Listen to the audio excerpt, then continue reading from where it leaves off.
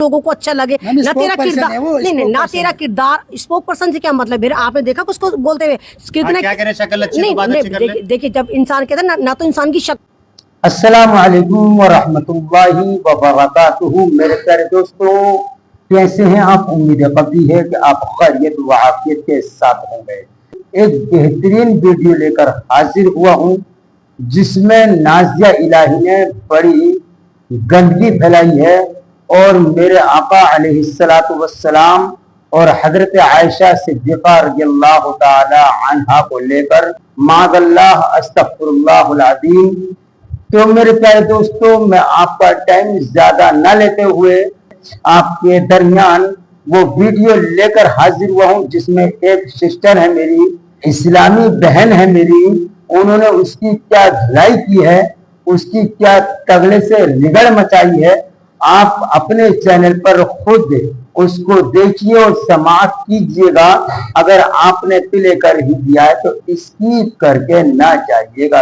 लोगों को अच्छा लगे ना तेरा किरदार, नहीं ना तेरा किरदार। स्पोक पर्सन से क्या मतलब है? आपने देखा उसको बोलते हुए कितने क्या करें, शक्ल अच्छी नहीं, तो बात अच्छी कर ले। देखिए जब इंसान कहते हैं ना तो इंसान की शक्ल अच्छी, जब इंसान की शक्ल अच्छी तो बात ही अच्छी कर ले ताकि दुनिया को अच्छा लगने लगे। ना तेरी शक्ल अच्छी, ना तेरी बात अच्छी, ना तेरा किरदार अच्छा, ना तेरा माहौल अच्छा, ना तेरी जबान अच्छी। जब भी तू मुंह से बोलती है कुछ ना कुछ उल्टा सीधे करते करते, तेरे मुंह से बोलने के बाद अगर देश में अराजकता फैलती है तो तू नारी शक्ति के ऊपर एक कलंक है और तू नारी है। क्योंकि औरत जो है ममता का पैकर होती है और ममता उसको कहते हैं जो मोहब्बत निछावर करे, मोहब्बत से लेकर चले, समाज को जोड़े, देश को जोड़े, आइन को जोड़े। लेकिन ये लगातार मुंह से जो है वो बवासीर निकालती रहती है, गंदगी निकालती रहती है मुंह से। लोग नीचे से हकते हैं, ये मुंह से हकती है। नाजिया भाई ने तो अभी वीडियो जारी करी कि मोहम्मद साहब के बारे में और भी बहुत सारे किस्से हैं जो निकलना बाकी है अभी। मैंने कहा ना वो भौंकती रहेगी, क्योंकि अगर उसको लोग अप्रिशिएट करते रहेंगे, लोग उसको दिखाते रहेंगे, लोग उसके बारे में बात करते रहेंगे, सबसे नहीं वो तो समर्थन करेंगे उसके जैसे ही। वो नाजायज जितने भी नाजायज होंगे जिनके बाप का पता नहीं होगा, जो 101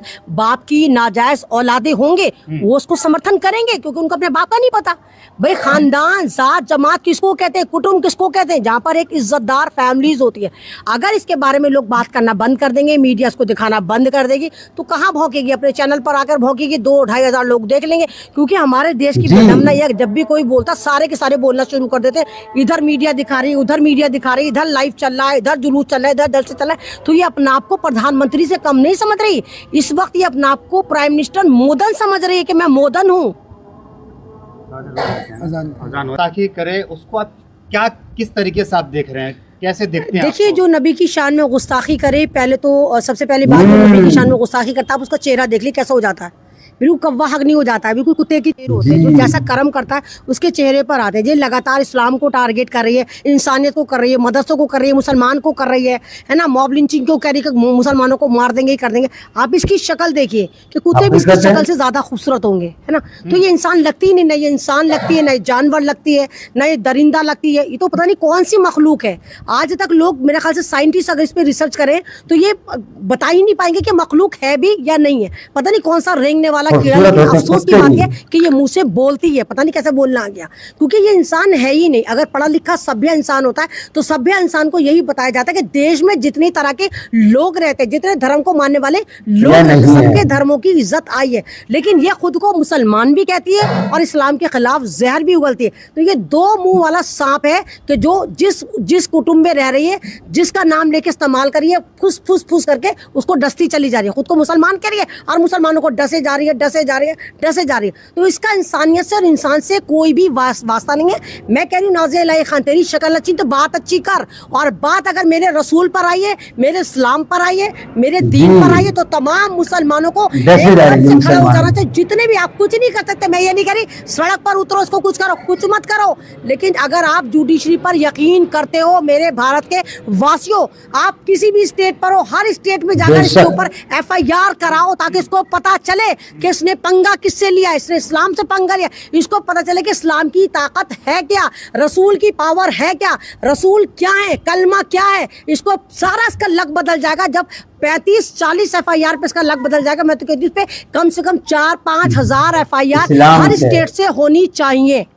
है अच्छा क्या? ये बताइए कि अहमद रिजवी बेशक। क्या आप एफआईआर करेंगे इस औरत के खिलाफ? जी। मैं इंशाल्लाह इस पर एफआईआर करने जाऊंगी। हालांकि हमें पता है कि एफआईआर करना बहुत मुश्किल है, खासकर दिल्ली में, लेकिन मैं फिर भी पूरी कोशिश करूंगी कि एफआईआर हो, और अगर एफआईआर नहीं होती तो इंशाल्लाह मैं इस पर कंप्लेन कर कर आऊंगी। लेकिन अब क्या लगता है कि हर जगह जा जाके वो इसी तरह से कहती है मैं स्पोक पर्सन हूँ, मैं बीजेपी की स्पोक पर्सन हूँ, और कुछ भी कहती है। कैसी बातें करो मेरे भाई, जब भारतीय जनता पार्टी ने कह दिया कि हमारा इस औरत से, इस गंदी औरत से कोई लेना देना नहीं है, तो ये कुछ भी भौंकती रहे, कुछ भी बोलती रहे, इसकी जिम्मेदारी भारतीय जनता पार्टी ने थोड़ी ली। भाई एक रूलिंग पार्टी है, जब वो कह चुकी कि हम भाई नुपुर शर्मा ने बोला था, नुपुर शर्मा ने जब आप सल्लल्लाहु अलैहि वसल्लम की शान में गुस्ताखी करी थी, भारतीय जनता पार्टी ने 6 साल का बैन लगाया था, आप लोग भी गवाह है ना। अब जब ये भारतीय जनता पार्टी में है ही नहीं और भारतीय जनता पार्टी खुद कह रही है कि हमारा इससे कोई लेना देना नहीं है, फिर भी ये कह जा रही है बीजेपी में हूँ, बीजेपी में हूँ, बीजेपी में हूँ, तो इस तरह नहीं होता, ये झूठी औरत है। अगर भारतीय जनता पार्टी में होती तो सबसे पहले तो भारतीय जनता पार्टी वाले खुद इसको लात मारकर भगाते, क्योंकि नुपुर शर्मा की तो पैर की जूती के बराबर भी ये नहीं है। नुपुर शर्मा एक रेपुटेटेड पर्सनालिटी थी भारतीय जनता पार्टी में, एक एजुकेटेड फैमिली से आती थी, लेकिन जब उसने आप सल्लल्लाहु अलैहि वसल्लम की शान में गुस्ताखी की, तब भारतीय जनता पार्टी ने उसके ऊपर 6 साल का बैन लगाया, जब सऊदी अरब ने आंख टेढ़ी करी थी कि तुम पाबंदी लगा रहे हो, नहीं लगा रहे हो। तो अब जब खुद बीजेपी कह रही है कि हमारा कोई लेना देना नहीं, कोई प्रूफ दिखा रहे, ना कोई कागज दिखा रहे, ना चिट्ठी दिखा रहे, ना कोई पत्थर दिखा रहे, बस कह रही बीजेपी में, बीजेपी में। फ्रेंड है पुनीत वशिष्ठ, उन्होंने ये कहा कि ये औरत नहीं है, ये डाइन है, और जो है ये सिर्फ लोगों को इस्तेमाल करती है, दुनिया की सबसे झूठी औरत है। देखो भाई, जिसने भी इसको इस्तेमाल करा है फिर बाद में विश्वास करा है ना, बाद में विश्वास हो ना, पुनीत तो इसको इस्तेमाल करा, बाद में विश्वास बताया आपको, तो उसका विश्वास इसके साथ विश्वासघाती रहा कि उसके साथ उसने क्या क्या ड्रामा करा। तो इसको जिन्होंने इस्तेमाल करा, अपना विश्वास बाद में जाकर जाहिर करा। ये जाती है, लोगों के पास लोगों से रिश्ते बनाती है, खूब हाँकती है, मैं ये हूँ, मैं फलाना हूँ, ढिमकाना हूँ, बाद में उनकी दौलत बटोरती है और एक तरफ हो जाती है। फिर होते हैं जो जैसा कर्म करता है उसके चेहरे पर आते हैं। ये लगातार इस्लाम को टारगेट कर रही है, इंसानियत को कर रही है, मदरसों को कर रही है, मुसलमान को कर रही है ना, मॉब लिंचिंग क्यों कह रही है कि मुसलमानों को मार देंगे, कर देंगे। आप इसकी शक्ल देखिए कि कुत्ते भी इसकी शक्ल से ज्यादा खूबसूरत होंगे, है ना। तो ये इंसान लगती ही नहीं, न ये इंसान लगती है, न ये जानवर लगती है, न ये दरिंदा लगती है, ये तो पता नहीं कौन सी मखलूक है। आज मैम देखा जा रहा है आजकल कि एक्स मुस्लिम का एक गैंग है या टीम बता लीजिए, इस तरह पहले एक्स मुस्लिम बनते जैसे सलीम वास्तिक वगैरह है, इस तरह के बहुत सारे गुंडा, वो मवाली जो बाद में कातिल निकला था, बाद में वो सारे पंडित रोले पीट रहे थे, उन्हीं का बेटा मारने के बाद वो एक्स मुस्लिम बन गया था। तो ये देखिए, आप बोले थे कि वहां भी एक्स मुस्लिम लगा रहे हो, आप एक्स भी क्यों लगा रहे हो? आपने जब धर्म परिवर्तन कर दिया, यानी मुसलमान का दुमछल्ला आपको वायरल होने के लिए चाहिए ही चाहिए। आप जब तक मुसलमान अपने नाम के आगे नहीं लगाएंगे, आप अगर नाम भी आप वापस करें तो एक्स मुस्लिम बन जाएंगे, क्योंकि इनको पता है कि हमें वायरल होने के लिए मुसलमान का, इस्लाम का, दीन का, कुरान का, कलमे का, मोहम्मद का सहारा लेना ही पड़ेगा। बहुत बढ़िया सवाल दिमाग में आया था, भूल गए। मैम देश भर में जगह जगह प्रोटेस्ट भी हो रहे हैं और लोग कंप्लेंट भी दर्ज करा रहे हैं, लेकिन अभी तक पुलिस प्रशासन जो है इस पर एक्शन नहीं ले रही नाज़िया भाई काम को। देखिए, पुलिस अपने तरीके से एक्शन लेती है, आपने अपना काम करना था, आपने अपना काम कर दिया। ये एक जेन्युइन काम, अगर आपने एफआईआर कराई, कंप्लेन कराई, आपका काम हो गया। अब 10 दिन बाद, 10 साल बाद कुछ भी होगा, इस पर कार्रवाई होगी होगी। वो जो है क्या नाम है, पहले एक बच्चे का मर्डर कर रखा था, ये कहा जा रहा था कि उससे बचने के लिए जो है ये सारा ये ड्रामा रचा है। तो क्या लग रहा है कि नाजिया इलाही खान ने भी कोई कर्म ऐसा कर रखा है? कोई देखिए, इसने कोई एक नहीं कर रखा, इसने तो भंडारे कर रखे हैं पूरे। इसकी तो हरकतों के, इसके तो ये कहिए कि इसकी तो गलतियों की इतने भंडारे हैं कि पेज खत्म हो जाएं। उन्हीं गलतियों से बचने के लिए, उन्हीं जुर्मों से बचने के लिए ये उल्टी सीधी हरकतें करती फिरती। इसको लगता है कि मैं बच जाऊंगी सिर्फ इस्लाम को गालियां देती रहूं जैसे वो सलीम देता था। तो ये इस तरह नहीं होता। भारत कहते हैं ना, कानून के हाथ बहुत लंबे होते हैं। कानून अंधा बेशक होता है, लेकिन वो अंधा इसलिए होता है कि वो आगे जज्बात नहीं देखता कि उसका बेटा बैठा हुआ, बाप बैठा हुआ, वो सिर्फ सबूतों के तौर पर सजा देता है। तो नाजिया इलाही खान अपनी खैर बना, क्योंकि बकरे की माँ कब तक खैर बनाएगी? अगर तू जिस तरह की हरकतें कर रही हो और तेरी ऑथेंटिक हरकतें, क्योंकि तेरे बयान बिल्कुल साफ है, वो एआई वाले भी नहीं है, तो सजा तो तुझे मिलेगी और दोनों जहान में मिलेगी। तू जहां पे भी जाएगी तेरे कारमा तेरे पीछे आएंगे। नाजिया इलाही खान मुसलमानों को भी ये कहती है कि वो 4 शादी करते हैं, 20 बच्चे जो है वो पैदा करते हैं, लेकिन अगर उनके खुद के रिलेशन में देखा जाए तो उन्होंने खुद ही 2-3 शादी कर रखी है और जी। फिर उनके साथ रिश्ता भी जो है नहीं देखिए देखिए, नकटा हमेशा नाक वाले को हंसता है। ये नकटी है इसलिए नाक बेशक। वाले को हंसती है। ना इसकी कोई, मैंने कहा ना, उसकी ना कोई जात है, ना कोई जमात है, ना कोई इसकी परवरिश है, ना इसका कोई बाप है। तो ये तो इस तरह बोलेगी तभी तो लोग इसको मानेंगे ना कि हाँ ये सही है। तो ये खुद, क्योंकि खुद गलत औरत है, खुद बदकिरदार औरत है, खुद एक लुटेरी औरत है, खुद एक झूठी मक्कार औरत है, और खुद ही इस्लाम की विरोधी औरत है। बल्कि औरत कहना भी गलत है, चौथी मखलूक है। ये जो चौथी मखलूक है ये इस्लाम की दुश्मन है, ये चौथी सही है, मखलूक जी। इंसानियत की दुश्मन है, ये चौथी मखलूक भारत की दुश्मन है, ये चौथी मखलूक हमारे आइन की और देश की दुश्मन है। इसको सजा मिलनी चाहिए।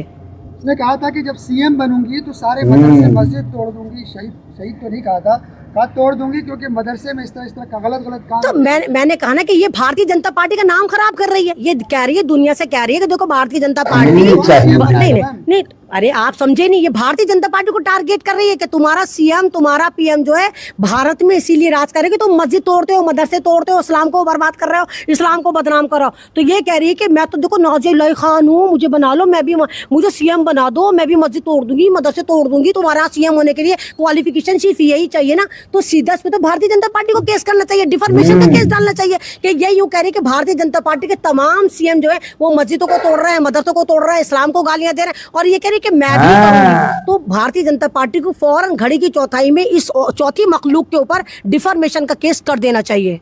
अच्छा, जब नाजिया इलाही की शक्ल आप देखते तो आपको क्या महसूस होता है? क्या वो क्रांतिकारी महिला है? नहीं, मुझे तो थूकने को दिल करता है, और मैं कहती हूँ ला इलाहा इल्लल्लाह मुहम्मदुर रसूलुल्लाह। मैं जब भी भी मैं इसकी करूंगी। शक्ल टीवी पर देख लेती हूँ तो मैं फौरन कलमा पढ़ती हूँ। तो मुझे तो ऐसा लगता है कि मैंने बड़े चौथी मखलूक में भी पता नहीं कौन सी गंदी मखलूक देख ली, जो सीवरों में मुंह, लंबी से नाक होती है जिसकी, सीवरों में मुंह मारती फिरती है। तो मैं फौरन ला इलाहा इल्लल्लाह मुहम्मदुर रसूलुल्लाह कहकर अपना दीन ताज़ा करती हूँ कि आज मैंने निहायत गलीज और गंदी शक्ल देख ली। मैम, हिंदू भाई भी बहुत आ रहे हैं, लोग आ रहे हैं हिंदू भाई भी समर्थन के लिए कि वो नाज़िया इलाही जो है बहुत गलत कर रही है।